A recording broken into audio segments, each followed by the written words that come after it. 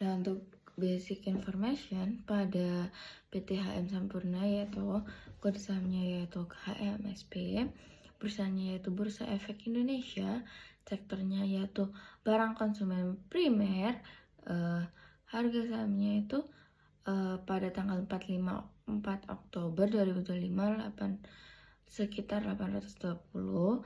Nah, kapitalisasinya sekitar kurang lebih 95,38 triliun. Target harganya 12 bulannya itu 884, potensi kenaikan kurang lebih 77,8%. HMSP merupakan salah satu perusahaan rokok terbesar di Indonesia dengan jaringan distribusi luas dan dukungan dari Philip Morris International PMI. Saham ini tergolong defensif dan stabil, cocok bagi investor yang mencari dividen rutin dan risiko rendah. Untuk bab 2-nya yaitu business description, segmen penjualan utamanya itu ada 3, yaitu sigaret kretek mesin, 2 sigaret putih mesin, dan sigaret kretek tangan. Nah, untuk yang mesin itu sekitar 63,2%, nah untuk putih mesin sekitar 21,1%, untuk tangan sekitar 15,8%. Nah, volume penjualannya itu 80,8 miliar batang. Produk bebas asapnya itu dalam bentuk IQOS. Volume penjualan naik sekitar 2 kali lipat. Nah, mekanisme keuntungannya itu laba bersih diperoleh dari pendapatan dikurangi biaya bahan pokok terutama cukai, operasional, dan pajak. Nah, untuk bab 3 yaitu industri oversight dan competitive position. Untuk industri rokok menyumbang kurang lebih 10% penerimaan APBN lewat cukai. Nah, menyerap jutaan tenaga kerja, petani, distribusi. Struktur industrinya yaitu oligopolistik, 3 pemain penguasa, kurang lebih 80% pasar. Nah, untuk tantangan industrinya yaitu regulasi ketat, perubahan gaya hidup, dan keunggulan. Untuk keunggulannya yaitu portofolio merek kuat, distribusi luas, dukungan global, dan transformasi bisnis. Di bab 4 ada investment summary. Profil investasinya yaitu saham defensif dengan permintaan stabil, dividen rutin. Kondisi keuangannya yaitu market cap-nya sekitar 95,38 triliun, rasio dividennya kurang lebih 90%, struktur modal setnya hampir tanpa utang jangka panjang. Prospek pertumbuhannya yaitu produk konvensional tetap dominan tapi melambat. Produk bebas asap itu ada IQOS tumbuh signifikan naik 2 kali lipat, investasi 0,4 triliun. Untuk resikonya kenaikan cukai. Untuk valuasinya harga saham 820, targetnya itu 884. Untuk dividen yieldnya 6,8% per tahun. Untuk rekomendasinya itu ada defensif, strateginya itu buy on, horizonnya itu 1,3 tahun. Alasannya adalah stabil, profit tinggi, dukungan global, arah transformasi positif. Baik, sekarang saya akan menganalisis mengenai keuangan di PT HM Sampurna pada tahun 2021 hingga tahun 2024. Yang pertama, perkembangan total aset dan liabilitas. Total aset di HMSP menunjukkan tren stabil cenderung menurun di tahun 2024 dari yang awalnya 53,09 triliun di tahun 2021 menjadi 54,29 triliun di tahun 2024 setelah sempat mencapai puncaknya yaitu di 55,31 triliun pada tahun 2023. Penurunan tersebut sejalan dengan strategi efisiensi aset dan pengelolaan modal yang lebih konservatif. Lalu untuk liabilitasnya juga relatif konstan di kisaran 24-26 triliun, sedangkan ekuitasnya naik dari 29,19 triliun di tahun 2021 ke 29,87 triliun di tahun 2023, lalu sedikit terkoreksi di tahun 2024. Dan kesimpulan untuk perkembangan total aset dan liabilitas adalah struktur modal di HMSP tergolong sehat dan konservatif, mencerminkan stabilitas jangka panjang dan tingkat leverage yang rendah.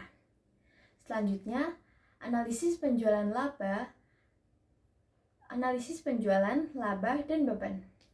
Yang pertama, penjualan bersih meningkat konsisten dari 98,87 triliun di tahun 2021 menjadi 117,88 triliun di tahun 2024, menunjukkan pertumbuhan pendapatan kurang lebih 19%.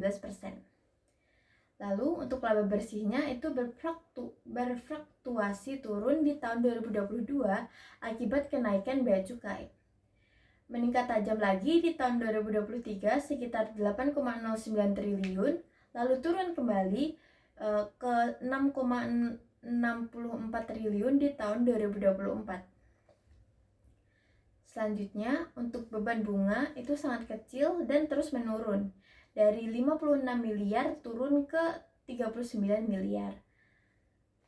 Maka kesimpulannya untuk analisis penjualan laba dan beban, kenaikan pendapatan tidak selalu diikuti oleh peningkatan laba karena margin laba bersih dari beban cukai dan biaya produksi. Namun, efisiensi biaya yang rendah, beban bunganya menjaga profitabilitas tetap solid. Lalu selanjutnya untuk rasio likuiditas. Untuk rasio likuiditas HMSP tetap sama, tetapi tren penurunan kas menandakan perlunya optimalisasi kas operasional.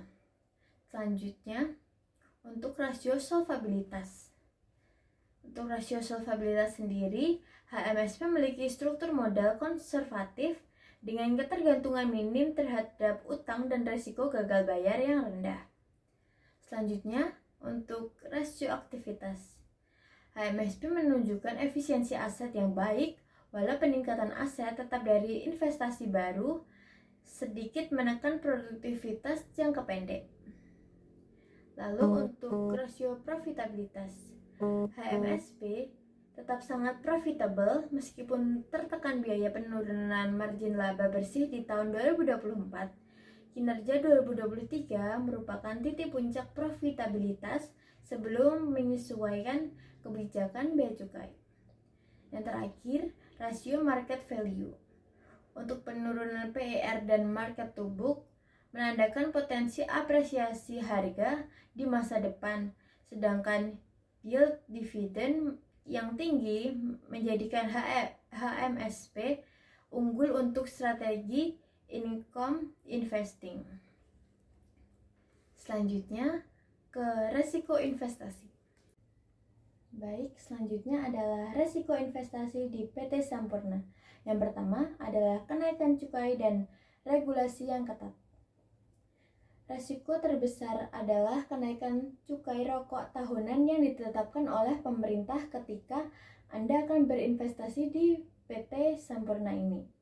Kenaikan cukai yang agresif dapat menekan volume penjualan, menaikkan harga jual, sehingga secara langsung akan mengurangi margin keuntungan. Yang kedua adalah persaingan yang ketat. Persaingan yang ketat ini dengan pemain-pemain besar lainnya seperti GGR dan Jarum di pasar tembakau konvensional, terutama di segmen SKM dan SKT. Lalu, yang ketiga adalah perubahan gaya hidup dan tren kesehatan. Meningkatnya kesadaran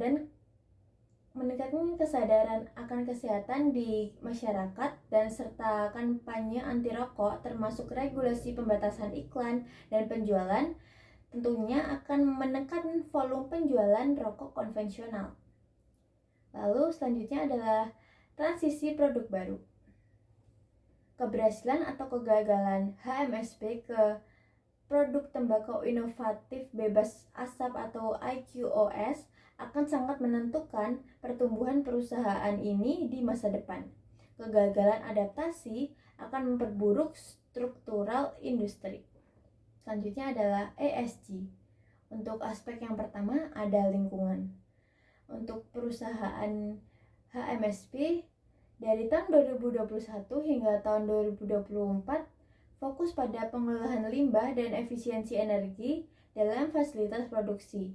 Terdapat inisiatif untuk mengelola kemitraan dengan petani tembakau atau persediaan bahan baku berkelanjutan. Selanjutnya, aspek sosial. Dampak positifnya sendiri yang pertama adalah HMSP memperkerjakan sekitar 22.000 karyawan tetap dan sekitar 41.000 pekerja melalui mitra produksi sigaret atau MPS, memberikan dampak ekonomi yang signifikan.